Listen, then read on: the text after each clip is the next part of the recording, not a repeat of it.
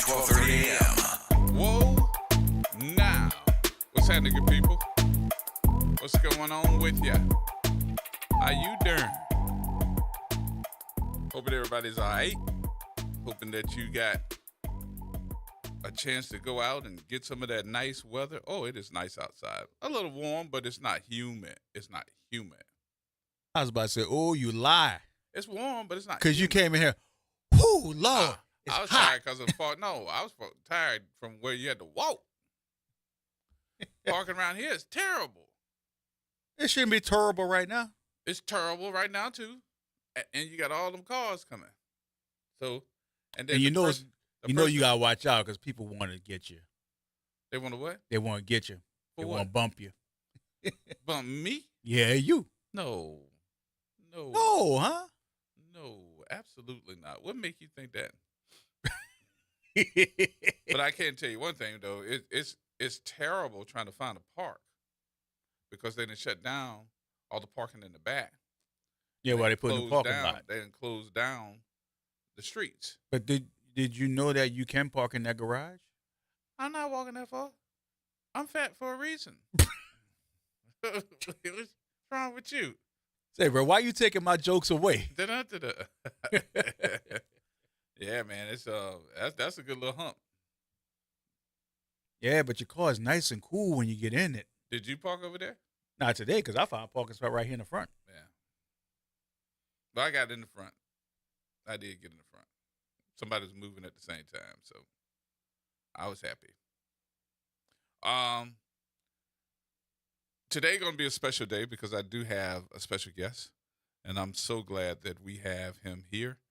This is not our first rodeo, but our second. To be able to be honored to talk with Brother Malik Rahim, who is here. We will talk to him in just a few minutes. We'll try to get him in before after the break. But he was one of the, I think he was one of the most profound heroes in the city, dealing with everything Katrina and putting together young people to help people get their houses. Those folks probably owe him just as much of gratitude as anything. So we will definitely talk to him. He is in studio. Katie's going to join us again. She's going to come back in. And just in case you don't know who Katie is the correspondent from CBS News National. She will be with us in just a little bit. And she's also going to probably do some interviews when she finds out all the different things that Brother Malik was doing when Katrina hit. And we invite everybody, all you folks that have Katrina stories that may not have been heard, to call us up and have some conversation with us and tell us about your experience doing Katrina. You know what I do want to talk about? I know it triggered you yesterday, but Road Home. I know. Don't look at me like that. I don't owe you no money. You just like pushing my buttons. That's what it is. No. I think that a lot of folks are not in the know from a national perspective of what Road Home did to a lot of the people. So I want to make sure that information gets out. And this is not a situation where we're looking around and saying, oh, you should be shamed that you even went through that and yiddy. Nope. Because a lot of folks went through working through that Road Home process. Come on. Road Home is a joke. Huh? Road Home is a joke. Yeah. I mean, it's a little bit more to me than just a joke because a lot of folks, man, what you doing with that thing? Come on this side. Come on this side so everybody can see you too. But I don't know, if you think it's just a joke, because a lot of folks looked at it as life and death. And that was interesting in itself, that a lot of folks were looking at that. So we should be able to take everybody's story and hear how they were treated by the Road Home process. Because if you call it a joke, I don't know what I want to call it. Because it may have to be bleeped out if we think about what we really want to call that Road Home process. All right, let's go ahead and take the break. You can take the break now. We'll do that, and then as soon as you finish, We'll come back, and the next voice you will hear will be Brother Malik Rahim, who is in the building, y'all. He is in the building. More coming up next, right here at WBOK.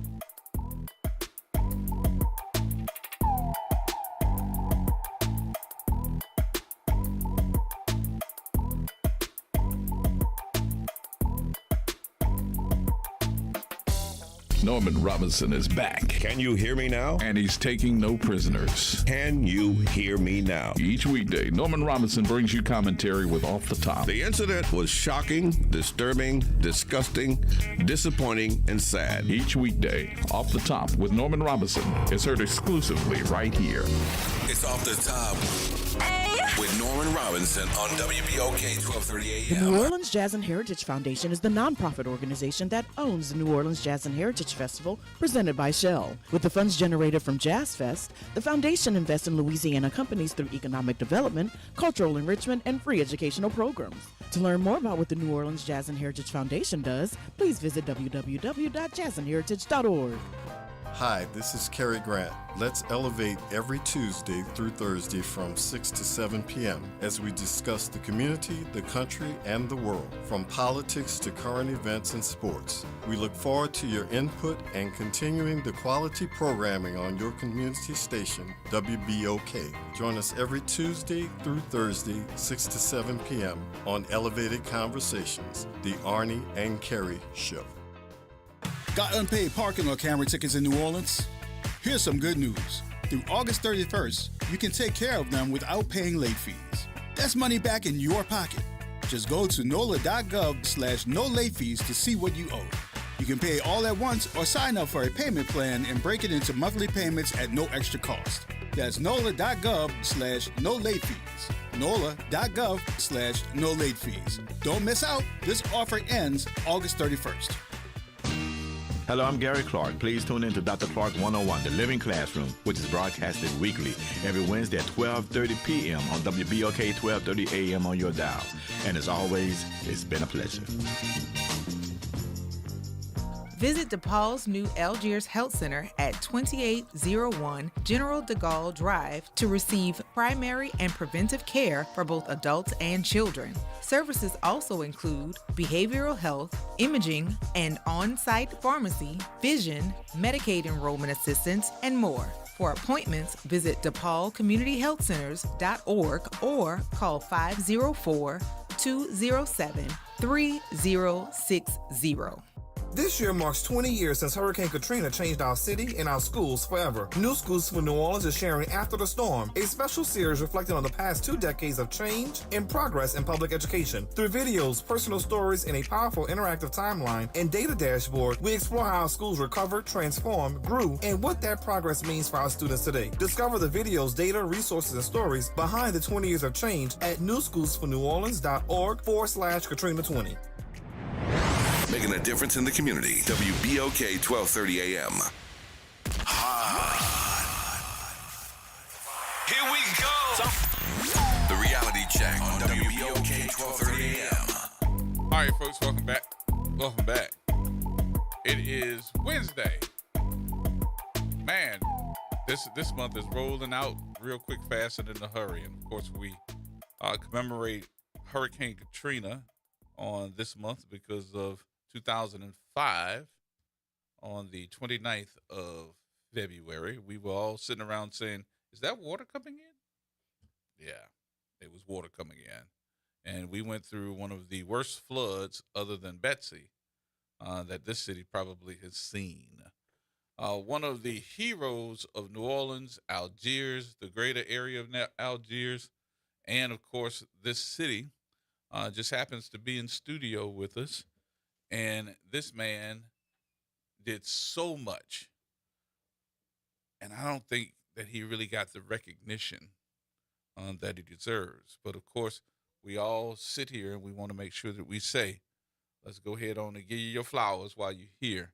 Would y'all please welcome back, and we'll take some telephone calls at 504-582-9422, but would you please welcome back to the microphone the man with the plan, Brother Malik Raheem. How you doing, sir? Oh, my brother, it's an honor. It's Welcome always back. an honor Welcome to back. come on your show. Man, come on now. Oh, Come on. yes. I owe you some money? No, but I'm a little low today. I'm a little low. All right. How you doing? I'm blessed. Yeah. What you been doing? Because Well, I know you're working. Everybody telling me you're working over there with the red beans and rice Oh, Mondays. yes, we fed on average 100 people every Monday. Every Monday. And been doing this since April. Really? Oh, yeah. And it's really received. Oh, yeah. You know, Community lovers. Really?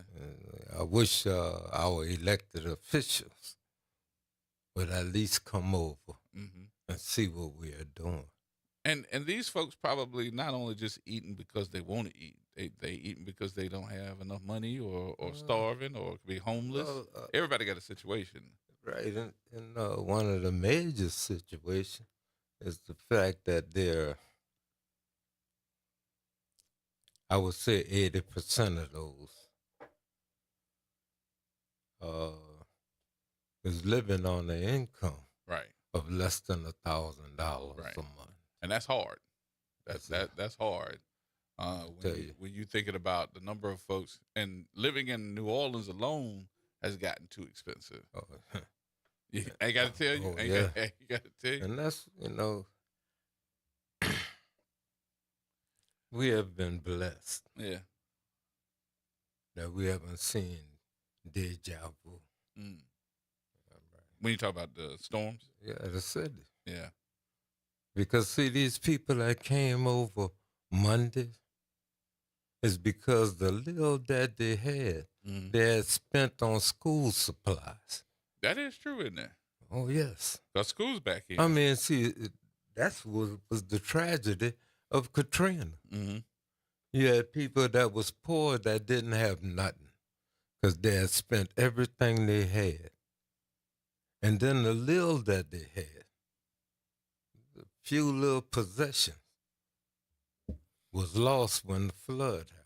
When you think about it, though, when you look at then compared to now, and I'm thinking like right after Hurricane Katrina, of course things got a little bit better, but economically, we're not looking at a whole lot better. I don't think it got better at all. None. No. I believe it got worse. Yeah, a few of us made money.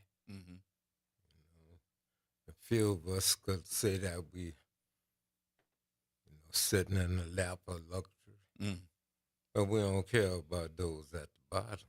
That's how it usually happens. I mean, go to the lower ninth ward.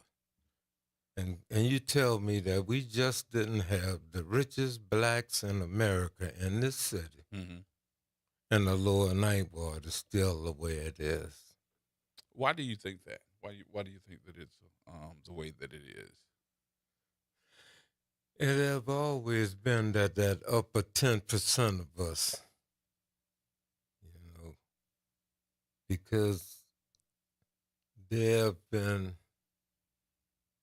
for the most part, not impacted by racism in this country. What could they be scared of, though? Because most of the people that live in the lower ninth ward went through it, though, they did their own thing. They raised, what they always say, put your boots on and yada, yada. To me, these was the heroes. Right. Because, see, listen. My brother, when you're feeding someone that's living off of less than $1,000 and trying to raise a family, trying to. If you can put that together, you got a good budget. You got to be able to say you have mastered the art of survival. Exactly. Survival is a good word. That's right. So you have mastered that art. So when you think of that, though, this person living on a fixed income budget, they trying to make ends meet.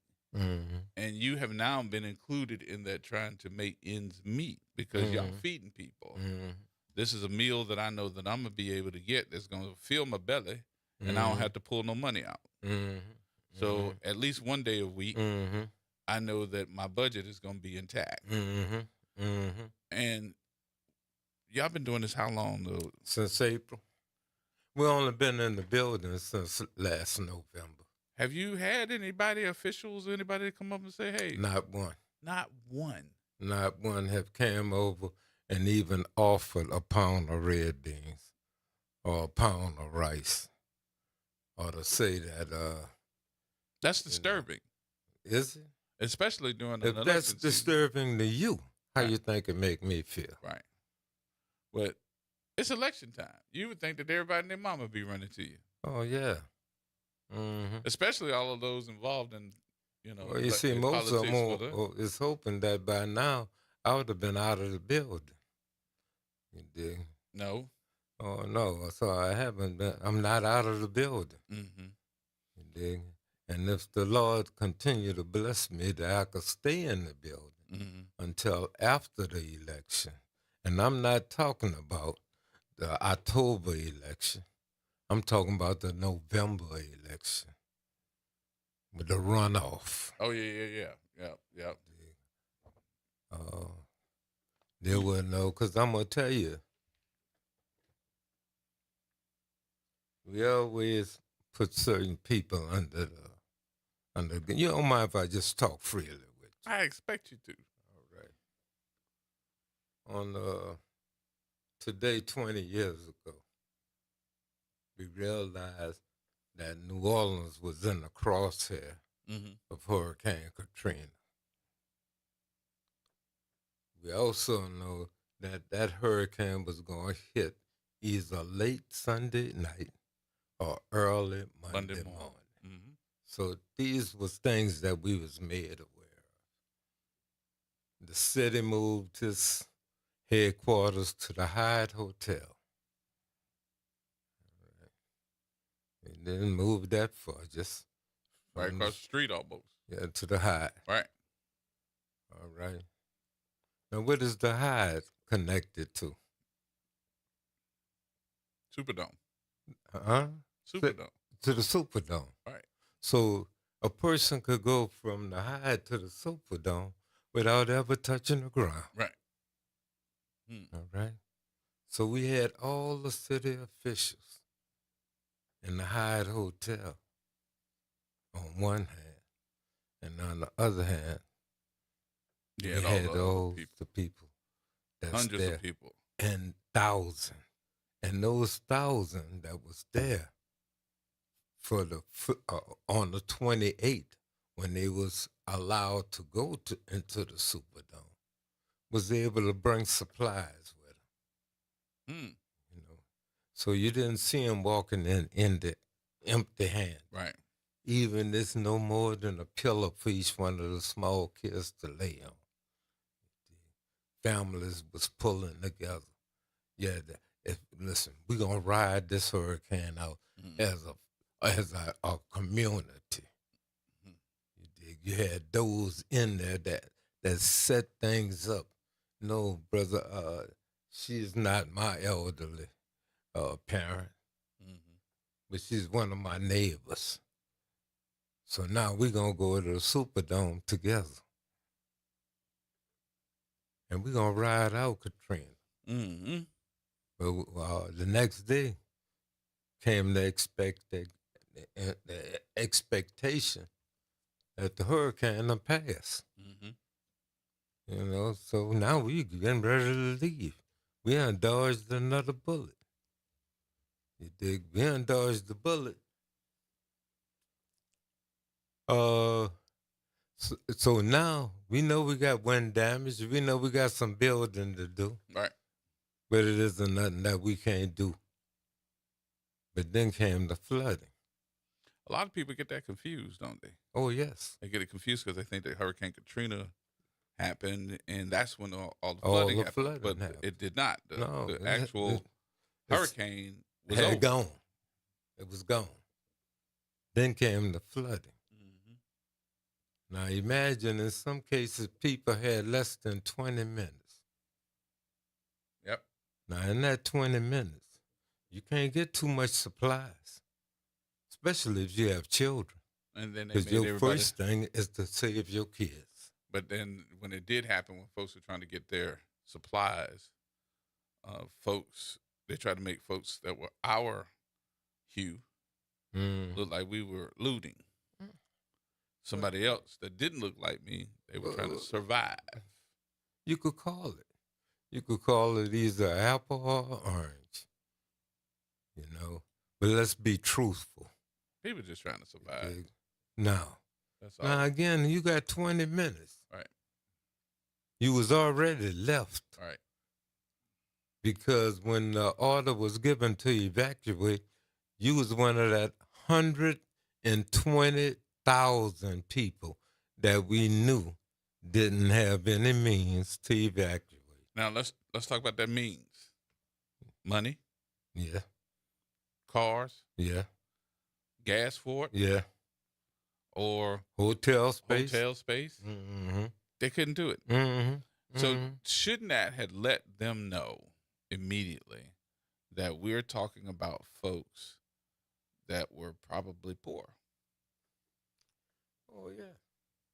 And we didn't have, I think Nathan called it afterwards, but it was the Superdome that was called the Last Chance of Refuge. Yeah. Right? Why wasn't that called in the first place? Well, you got to remember now, the convention center wasn't being used then. Mm-hmm. The convention center became a refuge for those who had been flooded. Mm. Not those that had survived Katrina. Now here come the flood. Now imagine you broke and you just seeing everything that you have being destroyed. Right. Just going down the street. I mean, you don't have nothing. You don't have any money. You can't say that the city gonna provide you with anything. Nope. You sitting in the Superdome looking at those in the hide. And never did any one of them come from that hide to the Superdome. Mm-mm. They were putting the mattresses up against the windows. Oh, yes. So they couldn't see out and nobody could see in, and we're trying to make sure that none of the windows got knocked out. I mean, the sorriest thing that I had seen out of that whole experience,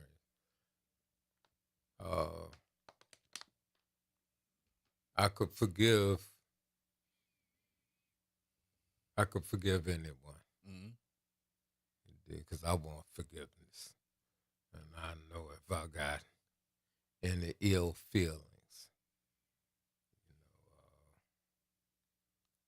I pray that I get rid of it before the Most High call me home.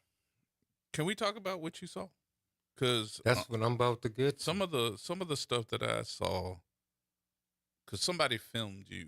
I don't know who the cameraman was, but he filmed you, and the stuff that I saw that you had to deal with, not anybody else. I'm talking about you. Yeah. I couldn't believe that you saw what you saw. Well, I've been dealing with it for the last 20 years. But you were calm. You were very calm. And that made me go, this man here saw stuff that's probably just as bad as being at war. I was like, damn, is he in Iraq? Because I saw you walk up to a body and wanted to make sure that it was respected. And I think you took some type of tin. Yeah, and put over it. Yeah. You was like, look at this, just laying out in the middle of the street. And you took the tin. And it wasn't flooded. No. Algiers didn't flood. But they had vigilantes. Oh, yes. In Algiers. And it was more so vigilantes that were race baiting. They were going over there shooting black people. Oh, yes, but you have to understand, out of those vigilantes, maybe at best 15 to 20% actually lived in Algiers. That was just their opportunity to be a vigilante. Oh, yes. Oh, yes. They didn't have to live there. They were yes. From out of St. Tammany. Right. And look at St. Tammany. It is the epicenter for the clans here. So when they came into Algiers Point, because they said the city had gone off to looting. You dig? And they came in to protect their community.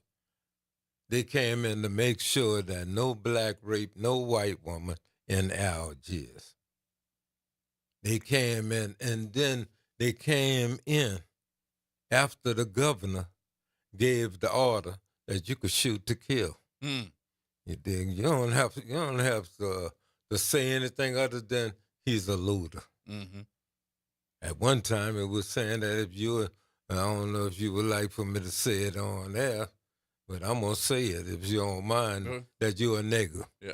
So I could kill you whenever I don't have no respect. You have no rights that I am deemed to respect because a man that looked like you gave an order that he could come in and kill me if that's what he wants to do. And did any of those guys go to jail? I think one of them did. One of them did, but I mean, that was probably just because. Well, listen, if you can you say that's justice? Nope. 1 out of 20? Because there was a rumor at that time that they were shooting black men, and then the Coast Guard would come in and pick up the bodies. Oh, yeah. Is that true? That's what a guy told the police. That's what a guy told the police. That's what one of those vigilantes that was working for Blaine Kern. Driving the tractor. Yep. That had a generator behind it that he could have been providing service in the community. Right. But other than that, he was hunting down blacks. And drinking wine. Yeah. Now, he wasn't from America. He's from another country. Yeah. And he was deported. Right. And Not he was for deported. that. He wasn't arrested. Nuh-uh, not He for was that. deported. He was deported out of the country for domestic violence. After he didn't kill. He said 39. And then they had a video that stated that it was one of the best things to see. They were having a party. Oh, yeah. There was every evening. When it was a dusk to dawn curfew, they would have their little celebration where they would get together and discuss on how many of us they shot. Now, how I found out about it, it was a European, I believe he's from Denmark. Mm-hmm. He was down. He did Welcome to New Orleans. He was filming them. They felt comfortable talking to him because he was a European white. So they just let them know that Algiers Point is no pussy community. And they equated killing black men to shooting pheasants in South Dakota. Sure did. I remember that. Let's take this break real quick. We'll take the break here. We'll also take some telephone calls and talk to you. 504-582-9422 is the number. Get in contact with us right now. Brother Malik is in the building, y'all. More coming up next.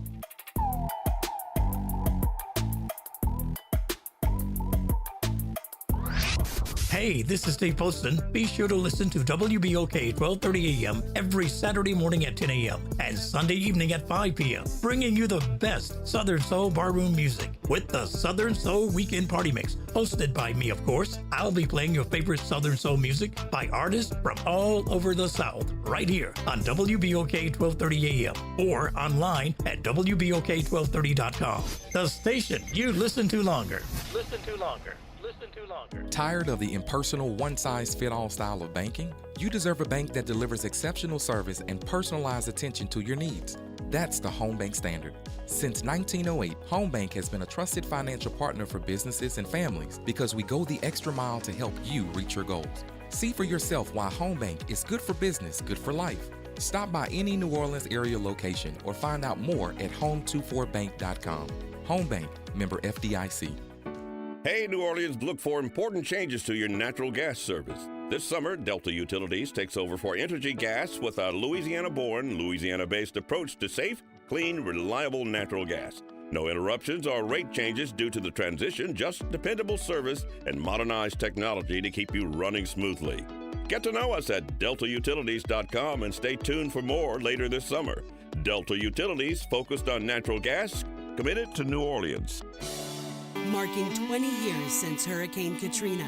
Tell me, what would happen if today was the last time you heard that drum beat or that trumpet blow? For those who struggle to get out and those who still struggle to get back, you are welcome to this place called home. If you remember, come home. Share your story. Support the work. August 24th through 31st. A series of cultural, educational, and healing events. Visit katrina20.org to learn more. When you talk, we listen. WBOK. Here we go.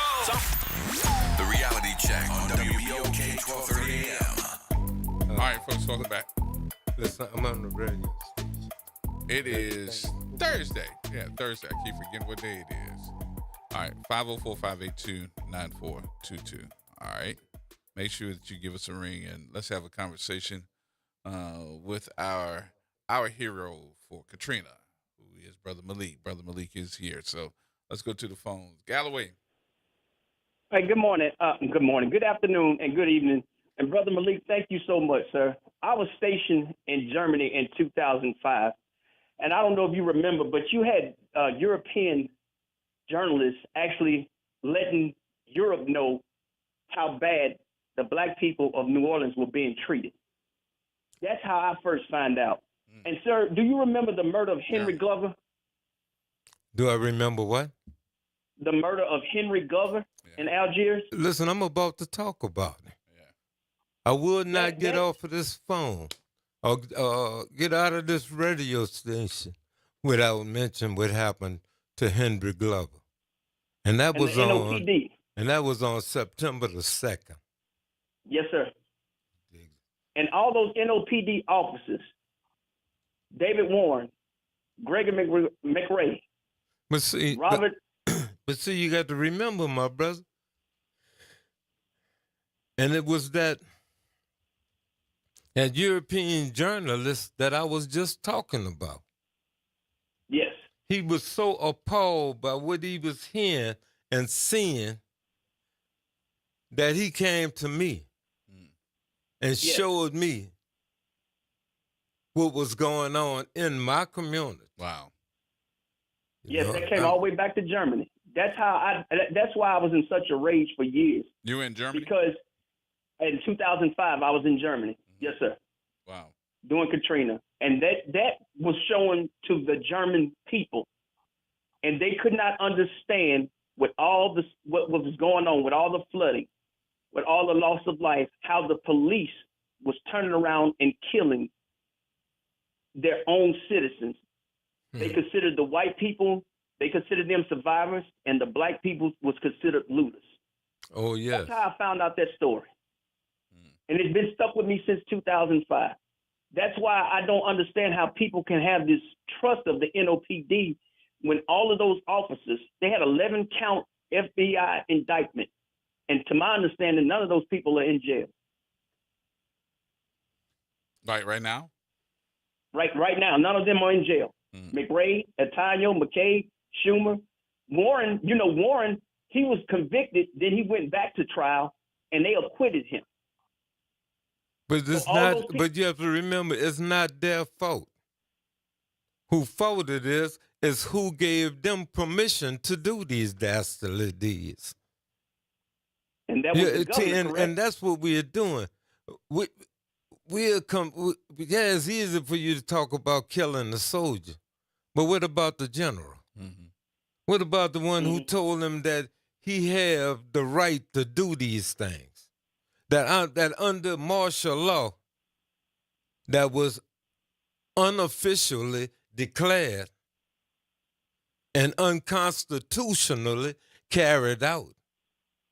That I'm giving you permission that you could kill anybody that you want to. And that's all you got to say is there was a looter.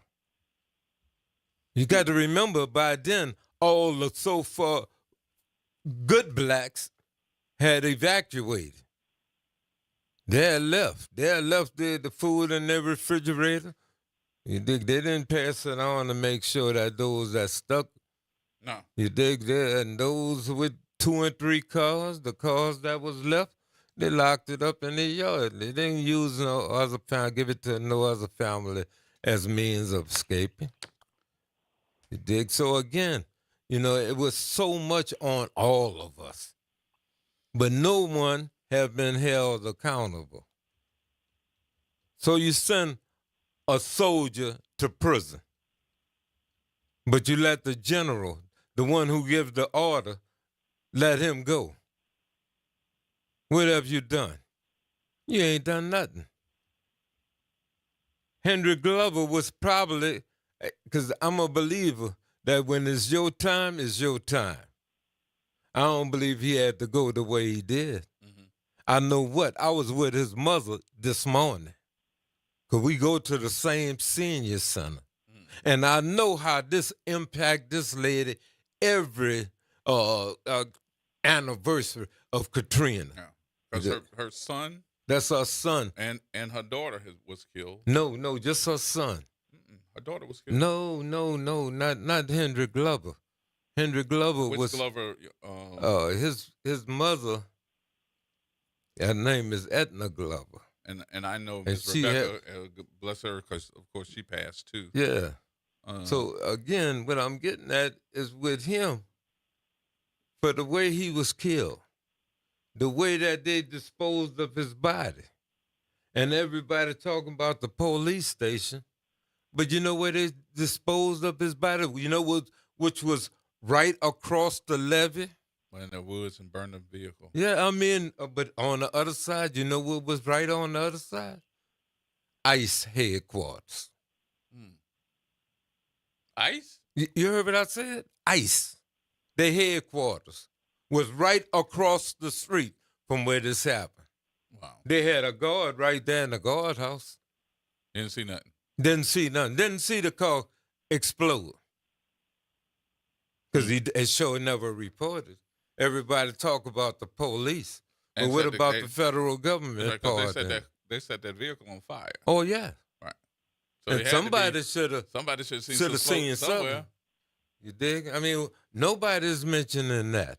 You know, we got to understand what was happening and how they had degraded us. Yeah. That everybody that was left in New Orleans, and I never heard that the statement, but it was told to me that some politician in this state said that Katrina did what they should have done. By getting rid of us. Because, listen, nobody had to leave New Orleans, the greater New Orleans area. Mm-hmm. Nobody had to leave. All they had to do was hang out for a minute. No, that's all. The water came those that were stuck here could have came across that river. Right. And you had Algiers. But they wouldn't let them cross. Gretna. You had Harvey. But they wouldn't let them cross.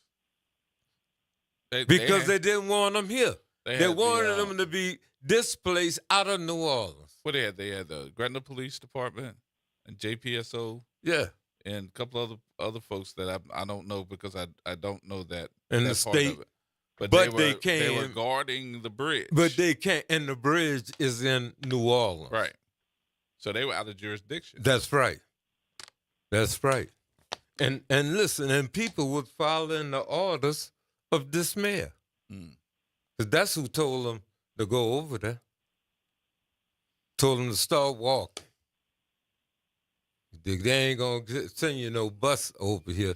So maybe if you could get to Algiers, you could find refuge. And then when you got to Algiers. And that's Orleans Parish. Oh, yes. Right. And if once you got to Algiers, you had to go through a gambit of vigilantes. Mm-hmm. That is, you walk down the wrong street, a young black man, he was going to get shot. How did they deal with that, though? Because I forgot the young man's name, but he was on YouTube talking about it. It was Washington. I forgot his name, but I'm going to look it up. But he and his friends were leaving, trying to get across the river, and they got confronted by the vigilantes, too, and they shot him with a shotgun. Yeah. He survived. Yeah. And he said the first thing that they thought about was just running. No. So they ran, and they said they were chasing him. Oh, yeah. To kill him. Yeah. That vigilante, sir, that you're talking about, he tried to play crazy for years.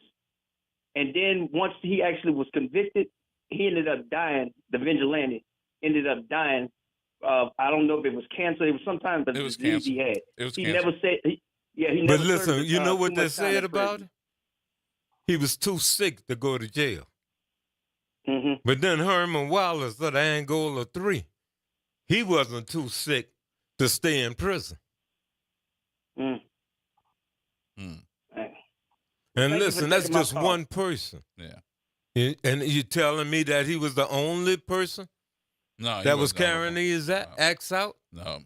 So But where's Galloway, the investigation? I appreciate you, Galloway. I'm going to get to some other folks here, too. All right, thank you, sir. Thank you, sir. All right, my brother. But let me ask you this, though.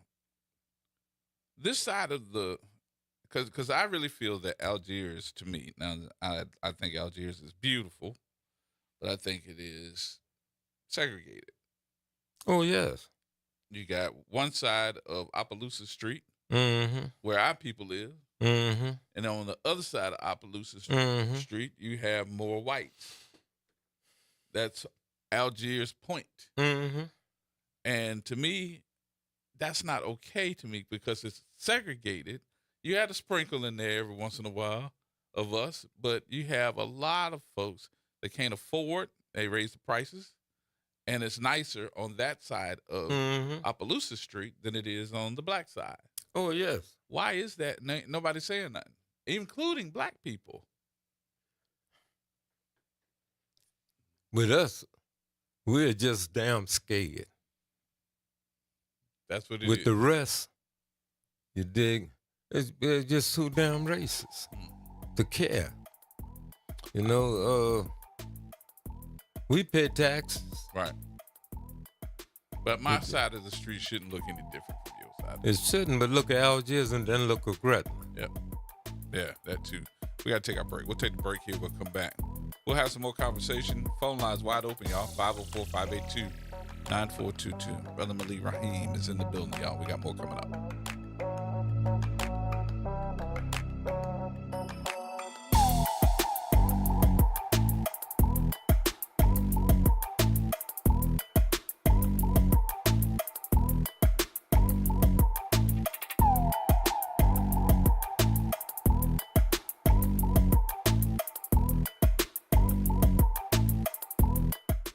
From the campus of Xavier University, WBOK Go and Equity Media Station.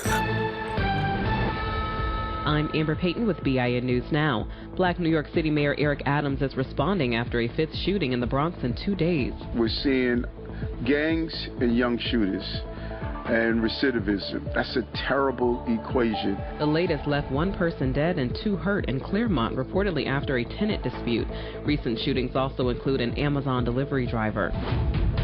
Sean Diddy Combs has won a legal victory after a New York judge dismissed a sexual battery lawsuit against him, ruling it was filed too late under the statute of limitations. The case stemmed from 2015 allegations, and claims against his companies were also dropped. And South African politician Julius Malema has been found guilty of hate speech over race-fueled comments at a 2022 rally. The Economic Freedom Fighters leader is known for controversial remarks.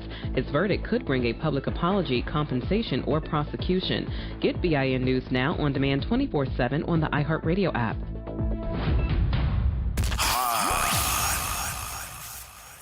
Here we go. The reality check on WBOK 1230 AM. All right, folks. Welcome back. Man, if I sound like I'm smiling, it is because I am. I'm sitting here looking at a whole gambit of awards that came from you honoring Malik Rahim, whereas Mr. Rahim has lived a life of service, starting from his useful enlistment in the United States Navy. After his honorable discharge, he worked in vulnerable communities in New Orleans as a founding member of the Louisiana Black Panther Party. Mr. Rahim later served as a founding member of Sister Helen Prejean's anti-death ministry, Pilgrimage for Life, as a founding member of the Fisher Project's Health Clinic and GED Studies program, and as a founder of the Angola 3 support community. This goes on, but what you're hearing me read, This actually came to you on January 18th, 2019, from the Honorable Cedric Richmond from the United States House of Representatives. For all of those that are looking at their Facebook page they can see this as well. That's not all. That's not all. Because this puppy here, with grateful recognition, AmeriCorps and the Office of the President of the United States honors Malik Rahim with the President's Lifetime Achievement Award for their lifelong commitment to building a stronger nation through volunteer service. This was signed and given to you last year by the President of the United States, President Joseph R. Biden.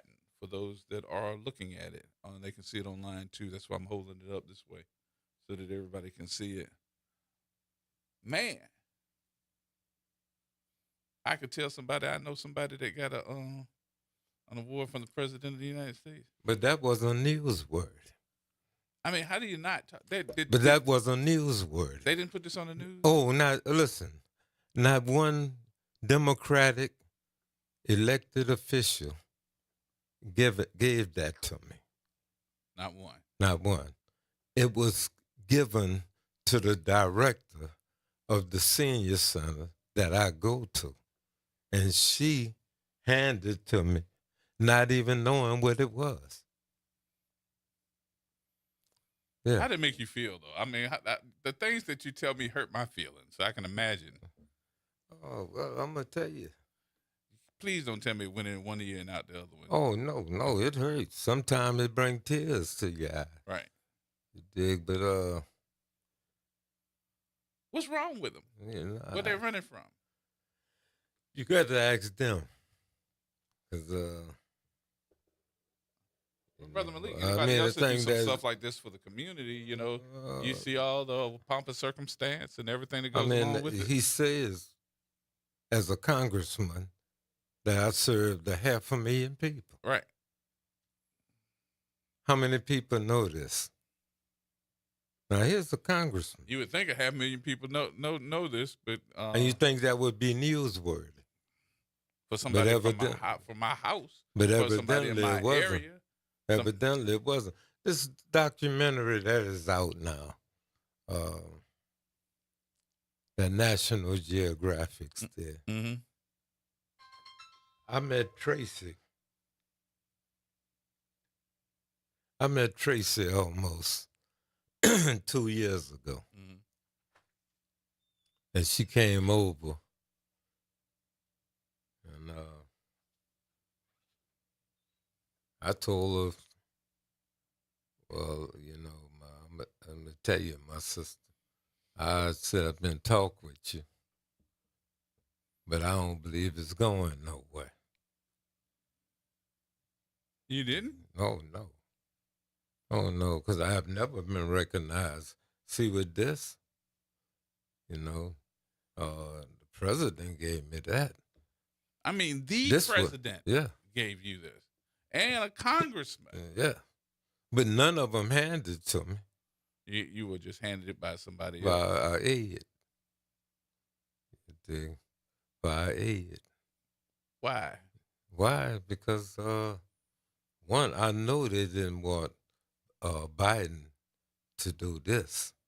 Only reason why I got that award is because the woman that was over America came down and seen the work that we was doing. Right.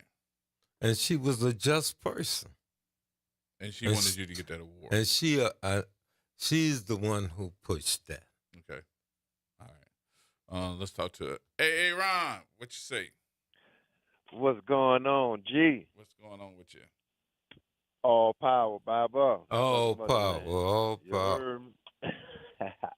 You know, first shouts out to the Fatherhood Round Table as well as the Hippie New Gun Club, Louisiana. I mean, exactly what's going on with our brother, our elder, is exactly what's going on with the politics of this city, right? We have so-called black leadership, and yet these things are allowed to go on in our city.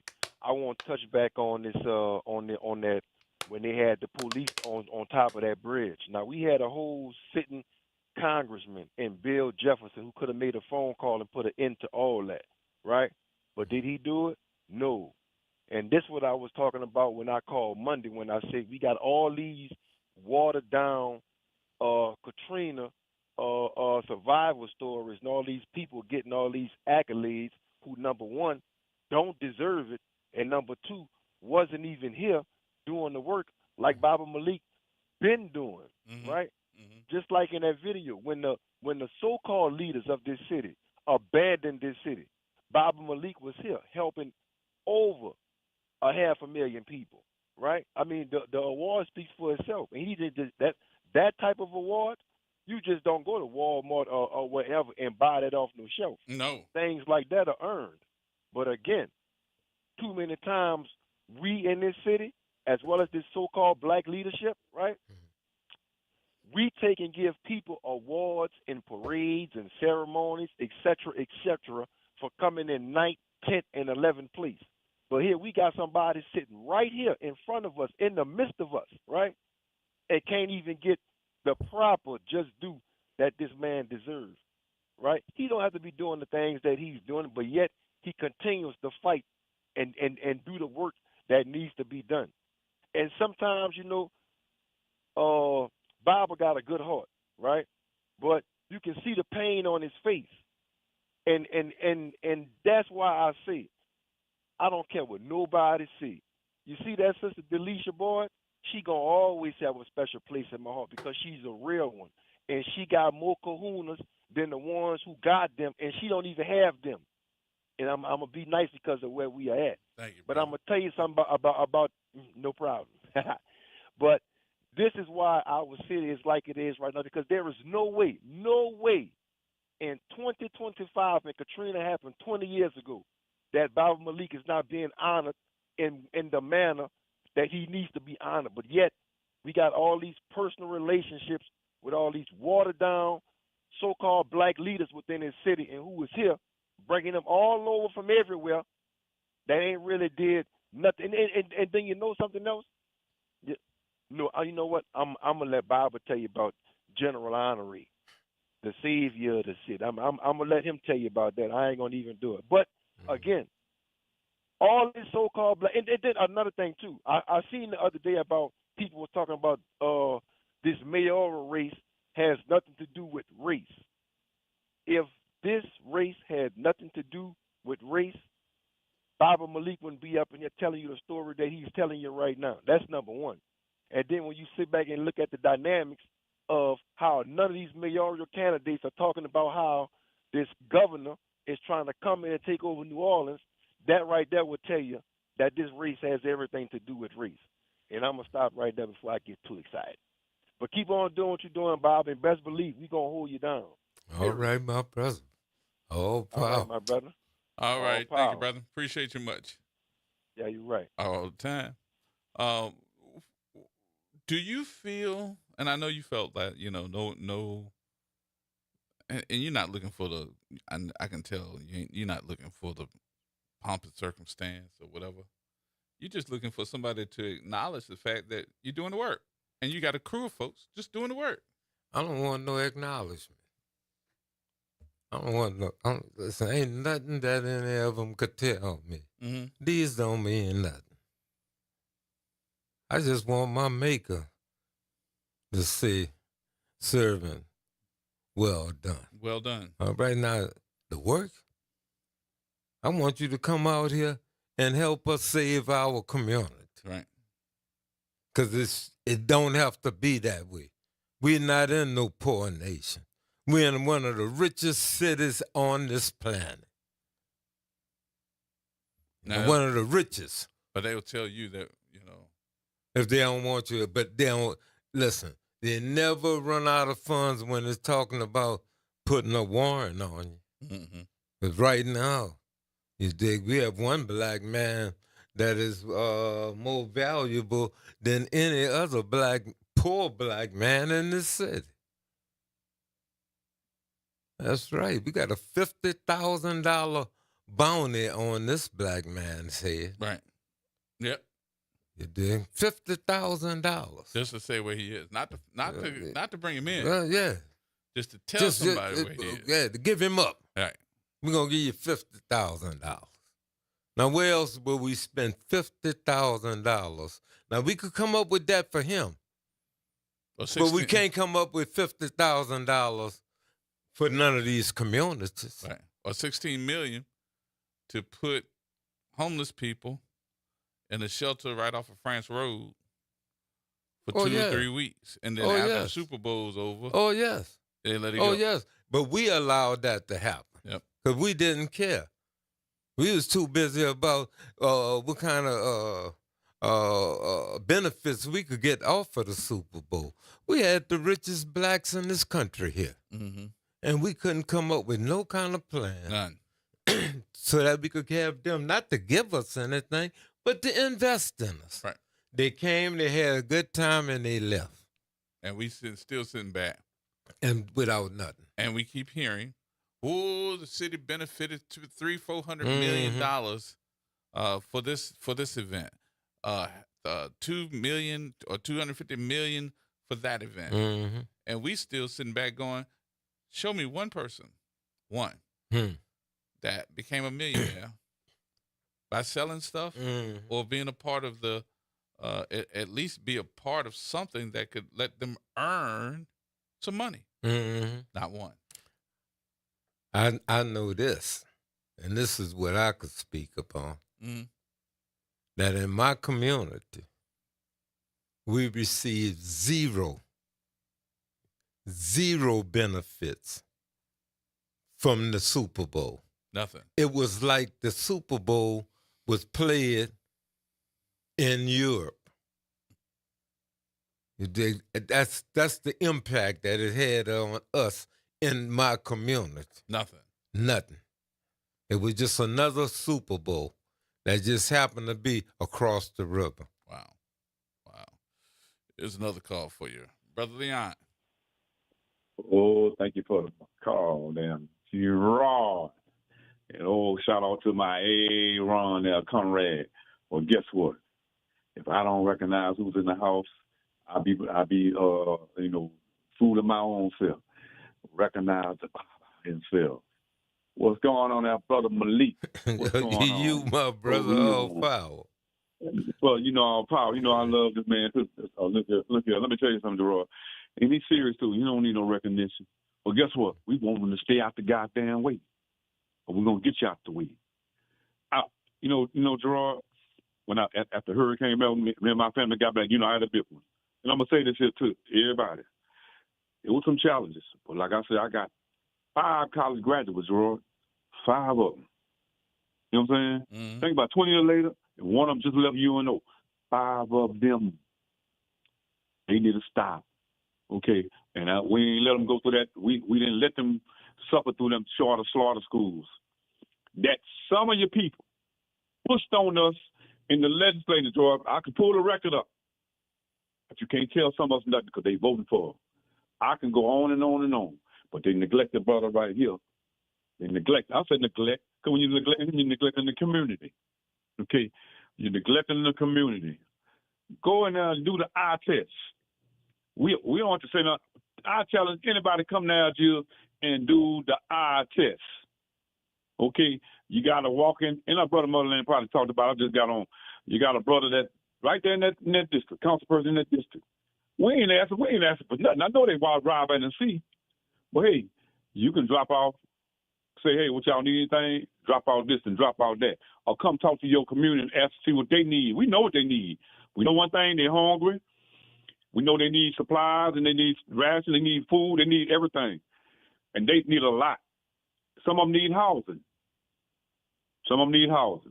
But because that man right there, he say, they once called us, he was so proud, we didn't know how to act. I didn't know how to act. They say, he's right here, our children. Didn't you call us that, Brother Malik? Mm-hmm. He's our children of the movement. We don't ask for nothing. We don't ask for no pat on the back. All I'm going to say is, they going to get out the way. But we're going to keep doing what we got to do. And I challenge y'all who listening, you ain't got to come now, but look walk outside your door and see what impact you can make on your community. Okay? That's what you got to do. Look to the left and right. Organize right there and make an impact on your community. Okay? Find a point.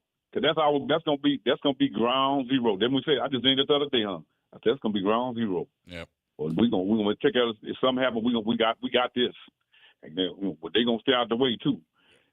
I'm all asking everybody out here gonna make that decision for that number one spot in the city. Pull up the voting record of those who's in office.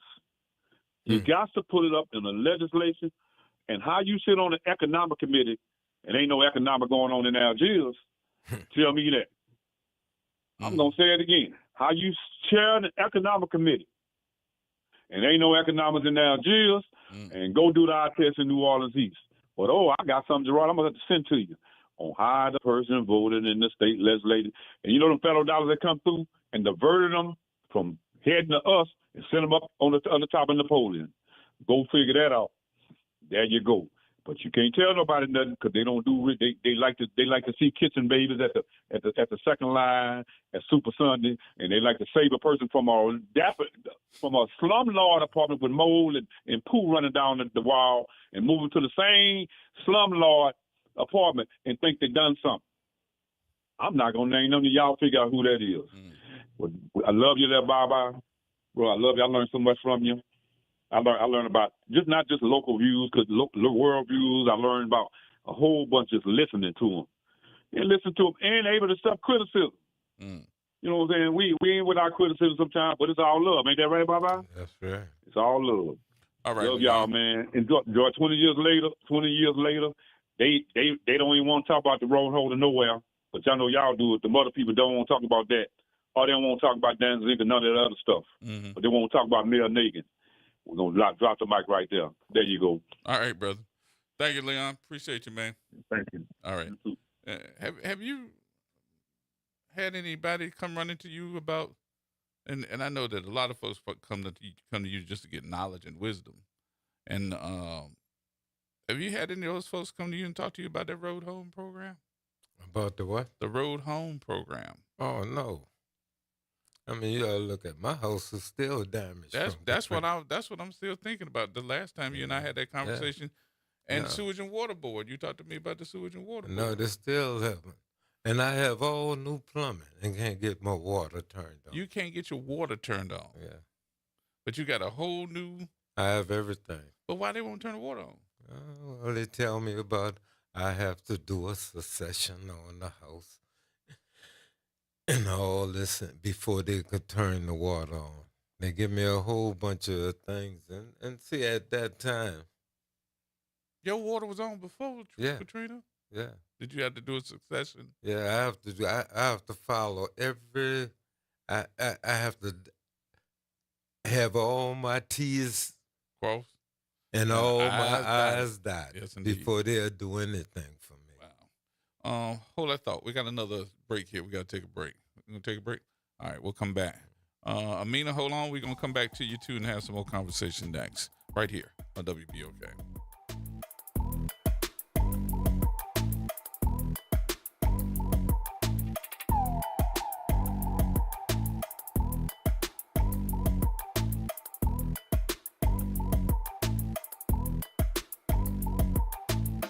This is the Bloomberg Black Business Beat.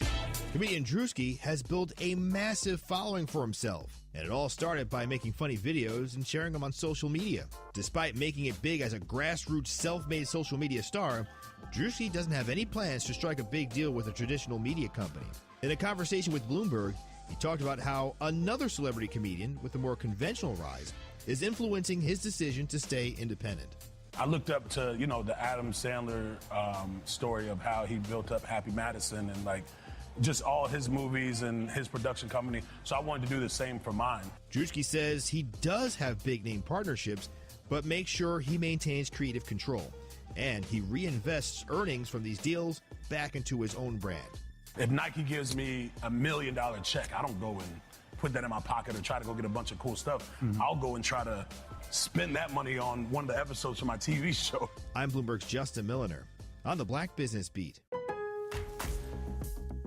Lowe's knows tough jobs call for tougher tools. The new DeWalt Elite Series power tool accessories are built to last for the pro who doesn't stop. With precision fitment, durability, and impact resistance, finishing jobs faster has never been easier. Shop the new DeWalt Elite Series at an everyday low price exclusively at Lowe's. We help, you save. Moms and dads, do you wish you could know where your kids' shoes are at all times? Now you can with Skechers' newest Apple AirTag compatible sneakers, Find My Skechers. There's a clever hidden AirTag compartment under the shoe's insole. It's sleek, secure, and your child can't feel or see it. Then you can check where your kids' shoes are on the Find My app. Plus, they're available for boys and girls. Get Find My Skechers at Skechers.com, a Skechers store near you, or wherever kids' shoes are sold. Apple AirTags sold separately. New Orleans, are you ready? A fresh voice in the city is here, bringing you the beats, the culture, and the stories that matter. From local music and food to real talk on what's happening in the streets, we've got you covered. Stay tapped in. Follow us on all platforms at WBOK 1230 for the latest updates and exclusive content. Your city, your culture, your news. Don't just hear about it, be about it. Follow us at WBOK 1230 now. The New Orleans Jazz and Heritage Foundation is the nonprofit organization that owns the New Orleans Jazz and Heritage Festival presented by Shell. With the funds generated from Jazz Fest, the foundation invests in Louisiana communities through economic development, cultural enrichment, and free educational programs. To learn more about the New Orleans Jazz and Heritage Foundation, please visit us at www.jazzandheritage.org. Are you passionate about community safety and police accountability? Tune in to The Monitor's Mic, where we talk about oversight, policing, and you. Hosted by the Office of Independent Police Monitor, we're here to shine a light on policing issues that matter, from real-time policing updates to in-depth interviews. Get the facts and stay informed. We're breaking down complex issues, highlighting community voices, and holding people behind the badge accountable. Join us for an informative hour every Friday at noon on WBOK. Your city, your police, your show. The Monitor's Mic. Making a difference in the community. WBOK 1230 AM. Here we go. The reality check on WBOK 1230 AM. All right, folks, welcome back. Welcome back. Don't forget, coming up at 6 today, Arnie and Carrie is going to be here at 6 o'clock to have some conversation with you. But right now, we are having some very serious and historic conversation because my friend, Brother Malik Rahim, is in the building. And Amina, you're on line one. How you doing?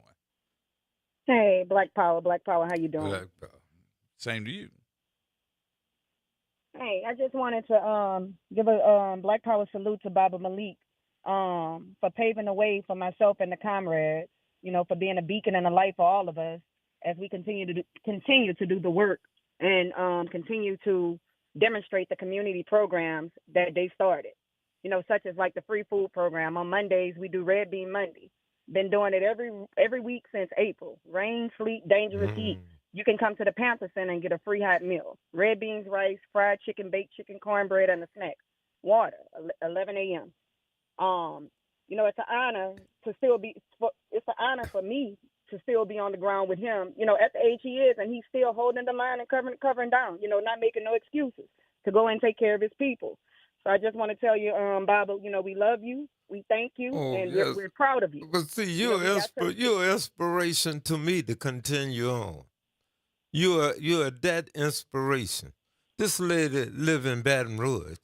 She cooked in Baton Rouge and bring them beans from Baton Rouge to New Orleans to Algiers to serve in our community. Oh, wow. And I'm going to tell you, she ain't getting no grant. Right.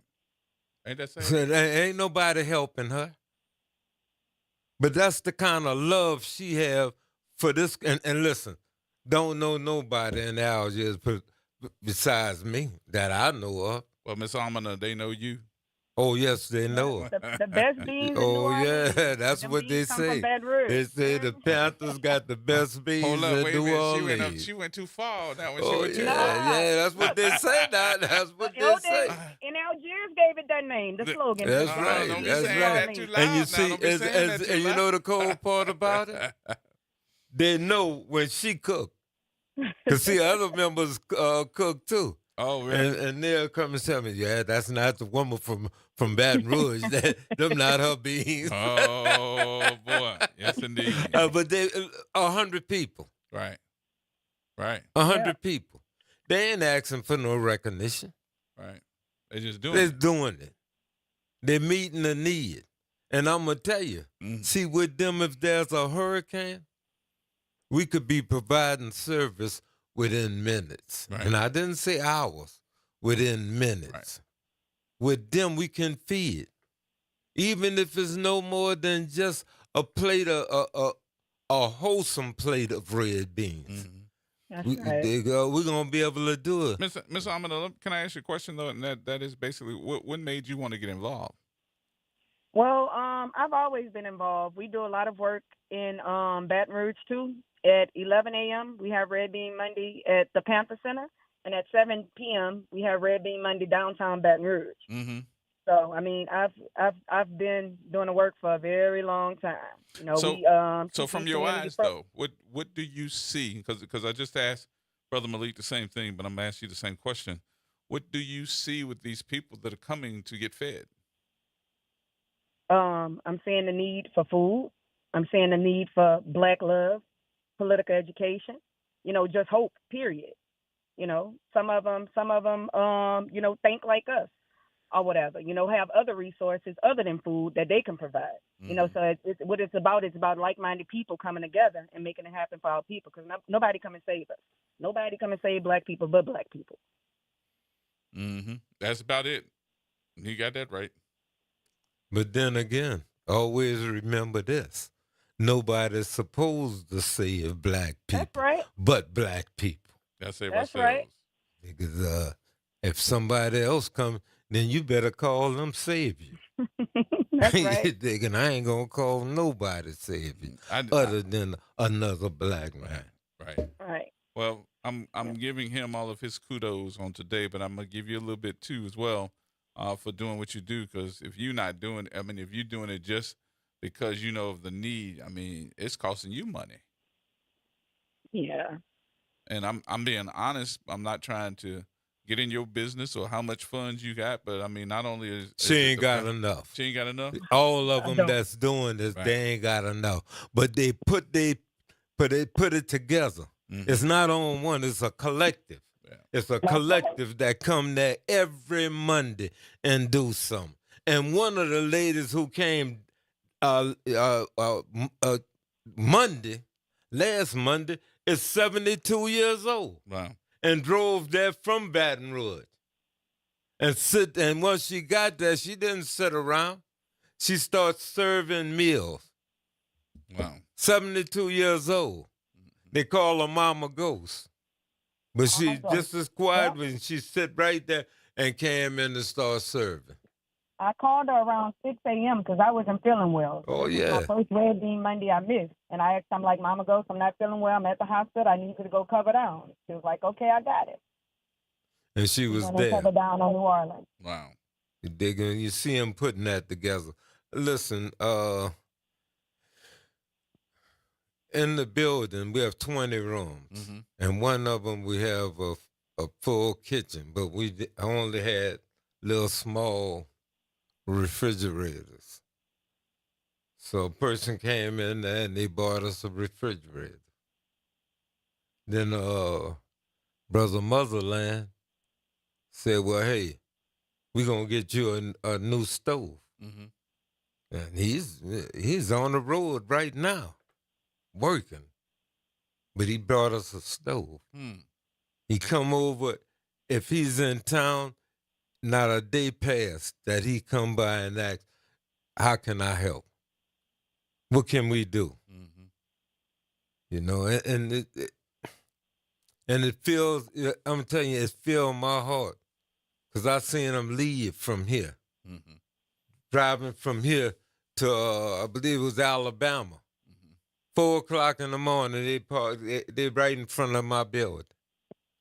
You dig? Leaving from there, but before that before they left, we all joined hands and prayed. You dig? So I'm not talking about that these people is not antichrist and all this. These are God-fearing young black people that care about not only their families, but their people. You dig? And they ain't getting no reward. These are my heroes. These would make me get up in the morning and do the things that I do. When I could see them, listen, I could have took that little money I had and instead of buying that building, tried to repair my house, my mother's house that is falling apart. But then I would be no better than any other. Yes, you dig? But I took that money and put it in the community, and I see this, that it wasn't in vain. Yeah. Because I've been started to get this up. But y'all doing God's work, though. Oh, yeah. That's why it's still going on. Right. And God has blessed me. Yeah. You dig? Through much time when I didn't have any income, you dig? God blessed me with a woman that was there on my side. And now, we argue. We might say everything, but she's right there. I got 10 on her. Huh? I think she could take you. Oh, yeah, she thinks she could too. But I told her. I got 10 on her. Listen, she's 24 and I'm 78. So so I tell her she'll be charged with elder abuse. Yes, indeed. Miss Ahmed, I'm going to let you go, because but I do want to tell you before you do go, thank you for what you do, too. Oh, yes. And you know you got my love. Did we miss her? I think she's gone. All right. So let me go back to something here, and I want to kind of give everybody sense of, because we got a great sense of what you're doing now. Common ground. When you put that and said, this is who we are, I want to go back to Hurricane Katrina and Common Ground, because you heard Common Ground a lot.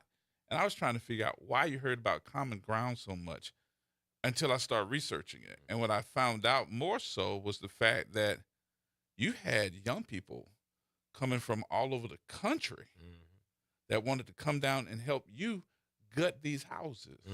And they did, black, white, whatever. Majority white. Majority white. We had sleeping on your floor. Oh, yeah. Oh, yes. Sleeping on my porch. Sleeping in my yard. With a tent. Tent city. Right. Right there. We had almost 100. My house wasn't damaged by Katrina. You dig? I mean, I needed a roof. And, and that's what caused the mold infestation. But as for my house being damaged, my house wasn't damaged because of that. My house was damaged because I had over 140 volunteers living in the house. Wow. Yeah. And how did you put that together? What did they do? How did you coordinate sending them out? How did that happen? And that's the reason why I don't get any credit for it. Because the only thing that I had to rely upon is the teachings of the Black Panther Party. That's how we lived. When we had a Panther pad, that wasn't no more than I turned my mother's house into. Right. A Panther pad. Where we learned to live together and never had one incident. Never had a sanitation problem. We set up compost toilets. We set up outdoor shower that was where the water was heated by the sun. Wow. We brought in solar panels. I cannot tell you about the work that Curtis Muhammad did.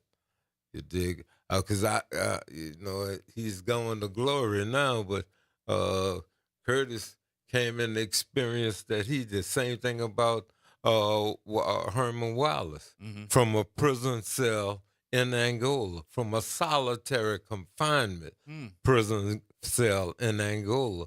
How when they had demonized me, he was still there telling people, don't believe that, go on down there and work with it. But you were infiltrated. Yes. Is that a good word to use? Because Yes, I it don't is. want to sound Yes, it is. sound disrespectful. Yes, it is. But why were they, knowing the plight that you and the rest of the men were putting together to feed people, to put things in order, help them to progress, make black folks stronger? Why was there infiltration into the Black Panther Party as if you all were criminals? Well, if you want to say that within the party, I cannot speak upon it. Okay. But if you want to say why they did this to common ground, I can speak about that. Okay. You dig? And with common ground, you dig, when they came in, you dig, when we formed common ground, we formed it with an infiltrator. You dig? We formed it with an informer working for the FBI. He was For there. what? He was there because our state said that the Angola 3 was a threat to the security of this state. 3 prisoners, 3 men in Angola was such a great threat under Black Pantherism. Because see, you have to remember, Common Ground was the name came from Robert King Wilkerson, the only surviving member of the Angola 3. So how was that a threat? That's what I was trying It to have figure out. always been a threat. It have always been a threat ever since Governor McKitton first said it was a threat. And that's the reason why right now, you know, not only what you would call your right-wing whites, but your left-wing blacks in this city So you still won't have anything to do with me. Well, the infiltration was by black men. Back then. Right. But this, with Common Ground, it was a white man. Really? Oh, yeah, Brandon Darby. You know, I mean, my son told me that he was a police. And I went against my son, my own flesh and blood, for this man. That wound up being that everything my son said was true. For 2 years, my son and I didn't even speak. Because of this incident? Because of this. Wow. And then for about 4 years, it took me to recover from it and to beg him to forgive me. You know? When he, because he was successful, he destroyed Common Ground. That was his purpose, and he accomplished it well. But it wouldn't have happened. Was that because you were doing the work, or your folks were doing the work? Who else? Making the government look bad, or Who? what? You don't do that. You don't do that to no white administration, and you damn sure don't do it to a black one. What I found out in leadership, because that's where you are, what I found out in leadership is that when you put together a plan that goes against the grain, you got to dot your I's and cross your T's and not be afraid to know that they're going to send somebody. Oh, yes. To be able to be that you know what by the dope. What I should have brought was the Nation magazine. Did a story on Panthers that still feel like they was being infiltrated. And out of that story, she did one on Cleo Silvers and Frederica Newton. Right. And I. You were in there too? Oh, yes. And in it, it is proven that in 2006, after the first 1 year celebration of Katrina, I was targeted. I was targeted to the degree that by the time of the second anniversary, unlike the first one, we was just about disbanded. We had went from listen, if you would go to GQ did Men of the Year Award. Mm-hmm. In 2005, I was considered one of the Men of the Year with that magazine. You go to the New England Medical Journal. That year, they was doing calling me up to come up to Baltimore to speak. Wow. You dig? But then afterward, when I was placed under that anti-terrorism task force list. Huh? Oh, yes. I was placed under the anti-terrorism task force list. You were considered a terrorist? To the degree that at one time I thought they was going to assassinate me. But I know now that they didn't have to because they had discredited me to the degree that... Why, though? Why would you be put under that task force? You would have to ask those who put me under. And those who was in power that knew I was under and knew that they had me under it wrong and wouldn't say nothing. Let's take this telephone call. Miss Roberta? Hey. Hey. Hello. Hey, I just want to commend him. I knew him from a little boy. His mother and I was friends, and he been working hard in the Algiers community for the people of Algiers, and you never, ever get credit, not even from your own when you're a hard worker. But he's still doing it, and just don't stop. Just don't stop. Oh, no, baby. Quitter never win, and a winner never quit. You never quit? I didn't hear you. He said he never quits. Well, I know he's not going to quit. He's just a fighter. And so he's going to be a fighter till he dies. And I admire him for the work he does in Algiers. And so, and we all got to just keep fighting for our people. Keep feeding our people. Because it makes us, not that you, the people, it makes us feel good because you're about the people. And it makes you feel good for the things you are doing for the people. Oh, yeah. So, Malik, just keep doing it. Oh, my sister. And, you know, I love you whenever I don't see you anymore sitting outside, but I blow at you every time I pass. You sit on the porch. You don't know who I am. Yeah. You don't know who I am, be blowing, but you know I partly raised you from a young boy. Yeah, I know the verse. Now you want to talk about some red beans? Yeah. Yeah, his mama and I was the best of friends. She just almost lived in our house. And so I just love you for that. Okay? Oh, yes. And I'm going to tell you, may the Most High continue to bless you and your family. Yeah, okay. I just like what you're doing, though. I mean, you're doing what you're doing. We don't want you to, a lot of people don't want you to shine, you know? Yeah, that's true. And so they'll fight against you and try to keep you down, but don't let them bring you down because they don't want you to be out there looking better than them. So yeah, that's all that is. move it. All right, Miss Roberta. Thank you, baby. All right, baby. Appreciate you. Love y'all. All right. All right. All right. We got more coming up next.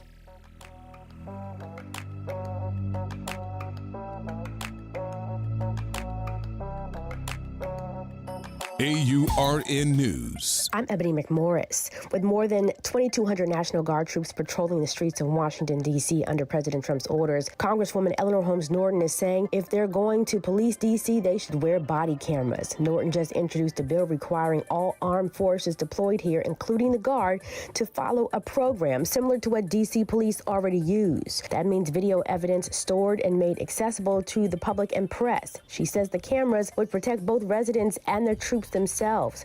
Her push comes as D.C., a city of 700,000 mostly black and brown residents without voting representation in Congress, find itself under federal control. Norton calls the deployment a raw assertion of power, politicizing the military and draining guardsmen of their families and jobs without the community's consent. The bill would apply to Trump's current deployment and any future ones, setting up a fight over transparency in the middle of his law and order agenda. For AURN News, I'm Ebony McMorris. It's off the top. with Norman Robinson on WBOK 1230 AM. The indictment of our mayor, LaToya Cantrell, of course, is a black eye for the city of New Orleans. The indictment reverberated across the country, even making international headlines. The mayor's fall from grace has generated mixed reactions from citizens and political leaders. Some are sympathetic. Incredibly, others appear to gloat. Some have been serving up jokes and sarcastic emojis on social media. I have no interest or use for the jokes and the sarcasm. You can miss me with that.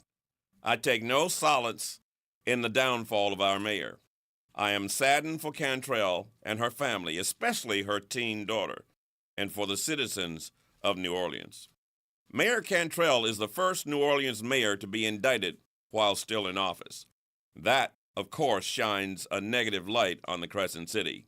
The federal indictment alleges that Mayor Cantrell and her bodyguard, police officer Jeffrey Vappy, engaged in an intimate and romantic affair using taxpayer dollars to hide their opportunities to get to know each other better, then lying to federal investigators and the grand jury about it.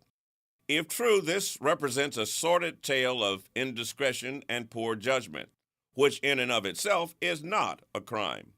Some have criticized the indictment, saying it's an overreach on the part of federal prosecutors. They argue that the feds are simply trying to punish the mayor for having sex with one of her police bodyguards while married to other people. Prosecutors say the case is not about romance and sex. The evidence, photographs and text messages that they say prove a willful conspiracy to hide the relationship.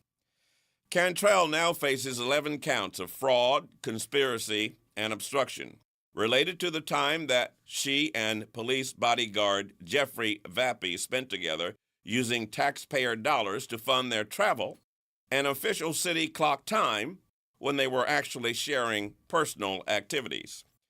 In the end, though, it all boils down to how this will play out before a jury. Which scenario are jurors likely to believe? The verdict must be unanimous. Is it criminal conduct or just a case about sex? This is Norman Robinson, Off the Top. Welcome to Chemical of the Month by the community scientists at Rise St. James. This month we spotlight phthalates, chemicals added to plastics, especially PVC, to make them more flexible and durable. But there's more. Research shows phthalates may disrupt hormones, affect reproductive health, and contribute to environmental pollution impacting our communities. Join us as we explore how these additives shape our everyday lives and the world around us. For more details, visit risestjames.org. Empower your knowledge with Rise. 20 years ago, Hurricane Katrina tested New Orleans like never before. We lost homes, history, and loved ones, but never our spirit. From the floodwaters, we rebuilt, reshaped, and revived a culture that no storm could wash away. On Saturday, August 30th, the city of New Orleans will host the Hurricane Katrina 20th Anniversary Commemorative Summit, a powerful day of stories, strategy, and hope, charting the next 20 years for our city. To learn more, visit katrina20.nola.gov/K20-summit. Still standing, still New Orleans. The National World War II Museum, located in the Warehouse District of New Orleans. The National World War II Museum tells the story of America's experience in the war that changed the world, why it was fought, how it was won, and what it means today. Visit them online at www.nationalww2museum.org for time tickets and safety information. The Historic New Orleans Collection presents a new exhibition open through June 7, 2026, The Trail They Blazed. Built collaboratively with people who participated in the local civil rights movement, The Trail They Blazed presents stories of social and racial justice straight from the people who lived them. Listen to leaders tell their stories of resistance and persistence in their own voices, recorded by the Historic New Orleans Collection. Plan your visit to 520 Royal Street in the French Quarter and reserve your free tickets at hnoc.org today. today. This year marks 20 years since Hurricane Katrina changed our city and our schools forever. New Schools for New Orleans is sharing After the Storm, a special series reflecting on the past 2 decades of change and progress in public education. Through videos, personal stories, and a powerful interactive timeline and data dashboard, we explore how our schools recovered, transformed, grew, and what that progress means for our students today. Discover the videos, data, resources, and stories behind the 20 years of change at newschoolsforneworleans.org/Katrina20. From the East Bank to the West Bank, WBOK is what New Orleans is talking about. WBOK. Here we go. The reality check on WBOK 1230 AM. All right, folks, welcome back. As we get ready to do the last few minutes here of the show, my guest today, Brother Malik Raheem, is in the building. Ronald. Yes, thank you for taking my call, Malik. If I'd say me, I think they should have got you for kidnapped. We had a ton of sweet potatoes we passed out throughout the city. My kids had a few little things. Malik took my kids, 8 and 9 years old, and brought them in Algiers. Spent the night. They came back with a whole perspective on life. So I had the State Palace Theater during the time of Common Ground. We gave a fundraiser. And, I operated the low power FM. And, Monsieur Abdul Jabbar, he warned me. And your son did say, hey, man, why this dude asking all the questions? I don't care. I ain't got nothing to hide. I wasn't doing nothing illegal, per se. And you remember we was down on St. Claude by the Black Museum you all was putting together. And Monsieur told me, he said, man, be careful. Well, at the time, Monsieur was over public housing and some community programs. And you elegantly spoke the plan of the people to the city council as relates in the Hano, which talks about putting money back in the program, creating jobs, the whole 9 yards. And again, I want to say thank you. And somebody did ask to nominate you in 2006 to the Trailblazer Award for the data. You said, man, I don't do that. All right. And you kept on moving. But I want to thank you again, brother. We had a ton of sweet potatoes, for about, 2 weeks. I'm Malik, and we passed them out all over Algiers, all across the city of New Orleans. And we came back with some beans after that. And I'm looking to do something like that real soon again because we purchased it from the black farmers. Again, brother, I know your work. Been there a long time with it. One of my mentors after Black Panthers coming up, and I appreciate it. Even in Oakland when I had a chance to spend some time with you out there. I know where your heart is. If nobody ever says nothing, I live in the same thing. Folks say, what we don't do. I don't have to say nothing. If you go on the right step, people will say what you do. So again, I'm going to thank you publicly. I always thank you privately.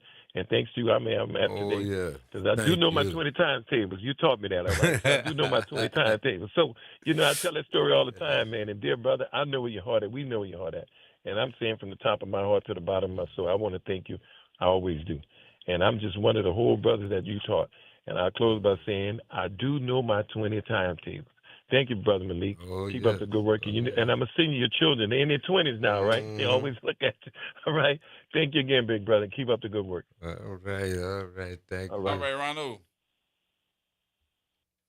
How does that feel when you get these folks that know your life story somewhat, call you and tell you? Well, I mean, listen. They may not tell you right now. The greatest now. feeling that I have right now is when Roberta called. Really? Oh, yes. I've been knowing her all my life. And to get respect from a person that you always looked up to, a person that has been a model, because she has been a model. I've seen what she has done. Look at her. I look at Evelyn Gastonel, Rose Loving.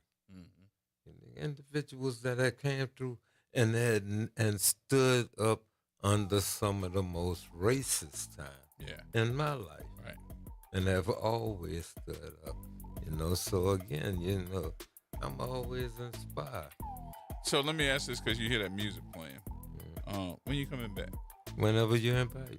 Because I think I asked you that the last time. Oh yeah, whenever. That's all you got to do is invite. I'm waiting. I'm gonna put it together again. But I always learn something new every time you come. So all right. I want to have those. But hopefully, before I come back, you'll come over and see what we're doing. We're coming over because all Katie owed me now because she had got called to another job, and I needed her to see who you were, what you have, and if nobody ever shared that.